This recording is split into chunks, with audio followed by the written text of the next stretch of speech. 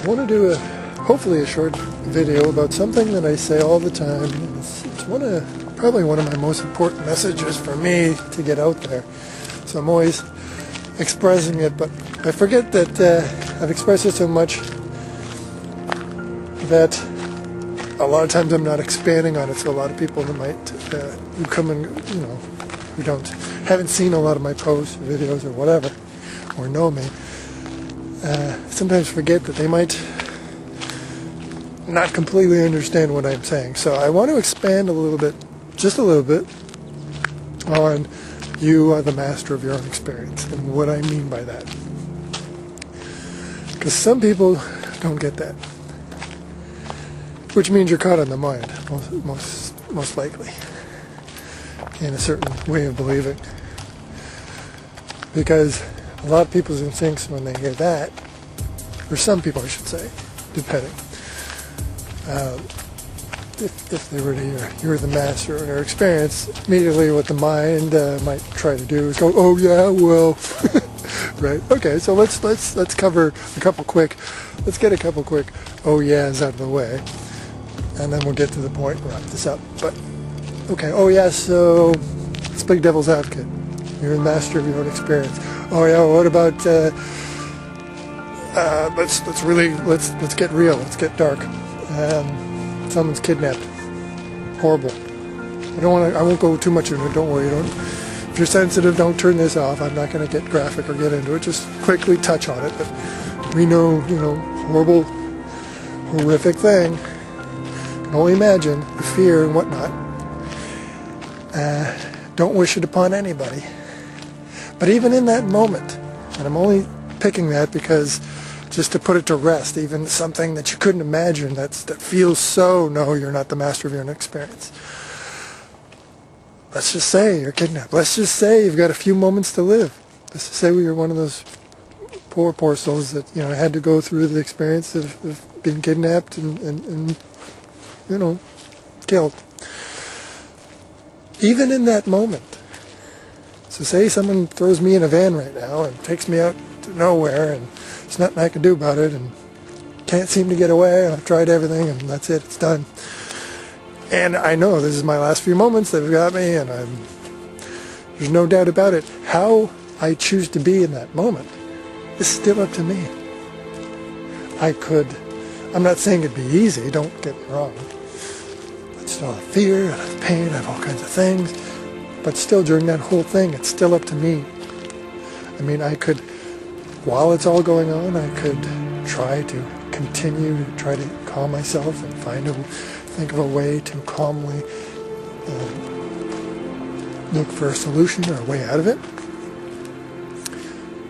Or I could just sit there going, oh my God, I can't believe this happened. Oh my God, it's up to me, you know what I mean? Because some people would do that. Some people would just panic and get up on the mind in fear, and it's no wrong or right, it's natural, but it's still up to me whether I spend the whole time doing that or I spend the whole time calming myself down and looking for a way out, whether I get out or not. And even in the moment when it happens, I could live my final moments in fear, or I could live it in some other way. I could put my mind somewhere else. Or I could be in that moment and just forgive them and love them, even while I read a story years ago about and it's certainly not easy. I'm not suggesting any of this is easy. I'm just saying it's possible. Anything is possible because we're the masters of our experience. But I read somewhere years ago about a lady who she was raped, but she was in such her own empowered state that while it was happening, she told him right at the beginning while he was doing it, I forgive you. And she meant it. And see, that's being the master of your own experience. Totally. Right? Totally.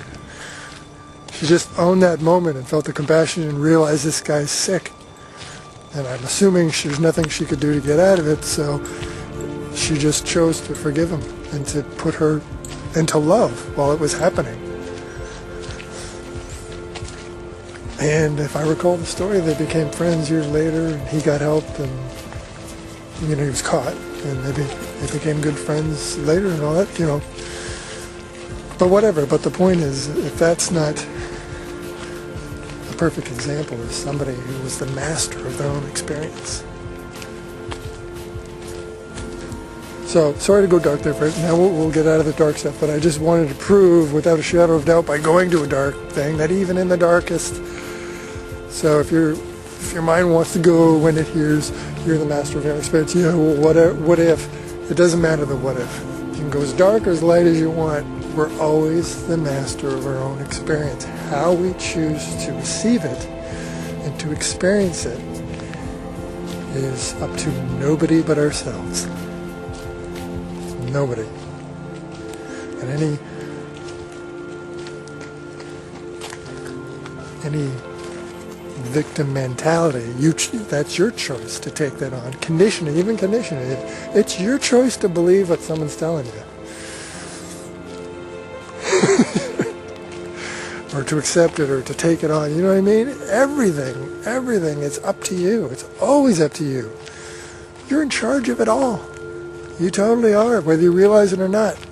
And if you want to play the victim, then that's your choice as well. If you don't want to believe you're the master of your own experience, that's your choice as well. See? You can believe that or you cannot believe that. Doesn't that prove, though, that you're in charge? You're the master? So even when you think you're not the master, you are. If you want to believe you're hopeless and helpless victim, whether you realize or not, you've made that choice. You actually are controlling it. You're deciding to go that route. Which, again, proves you're the master. You're always the master. You are the master. So that's what I mean when I say you're the master of your own experience. You can't control all the things arising in this world. Of course not. Or in your own life. Sometimes even in your own situation, whatever. But how you receive it, how you experience it, how you perceive it. And you can change your perception. You can totally change. Even if you're feeling guilty and you don't want to feel guilty, you can choose to do something to pull yourself out of that state. You can change by changing your perception, you change your experience. And again, that's just like a tool and a practice of being the master of your own experience. It's not by changing others or changing the world or getting your situation in the perfect order that's going to bring happiness and peace to you. It's how you perceive it is what's going to change your happiness and peace. I mean, yeah, sometimes you can get everything just right, but we see it. We see people like the richest guy in the world can be miserable because he's deciding to perceive that stuff of how he's perceiving it. That's why we can see the most miserable rich person, and then we can also see a little kid in a third world country who's been raped 10 times and has to fight for survival every day and lives in muddy potholes, can be playing and happy and playing with a dirty old ball in the street with other, kids in a third world country, and they're happy and they're playing. Why? How can that happen? Why? It's because it's always up to us. It's up to our own perception of how you receive things and what you decide to do with it. So in all things, you are truly, whether you want to believe it or not, you're free to not believe that, but you are always the master of your own experience. And you can't get a better deal than that. Love and light.